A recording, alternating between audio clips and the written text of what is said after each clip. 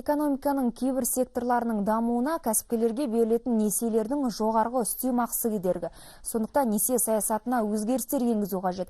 Кәсіпкерлердің мүддесін қорғауға негізделген Атамекен одағы ұлттық палатасы осындай ұсыныс жасап отыр. Мысалы, 2007 жылы жалпы ішкі өнімге шаққанда несиелеу көлемі 56%-дан жоғары болса, 2012 жылы бұл бар болғаны 31%-ды құраған.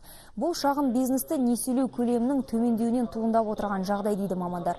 Еліміздегі несие үстемақысының бүгінгі деңгейі 14%-ды құрайды. Бұл жасырын комиссияларды есептемегенде. Ал Атамекен палатасы мұны 5-7%-ға дейін төмендетуді ұсынады. Сонымен қатар банктер қарыздарды қайтару кезінде қатаң талаптар қояды. Осы тарапта ұлттық экономикалық палата несие пайызын төмендетіп, ұзақ мерзімді қаржыландыруды енгізу қажет дейді. Ал кәсіпкерлерді қолдауға арналған мемлекеттік бағдарламалар барлық қажеттіліктің тек 15%-ын ғана қамтамасыз етуге қауқарлы. Бұл қолдау кәсіпкерлердің екінші тынысын ашты деуге келмейді дейді мамандар.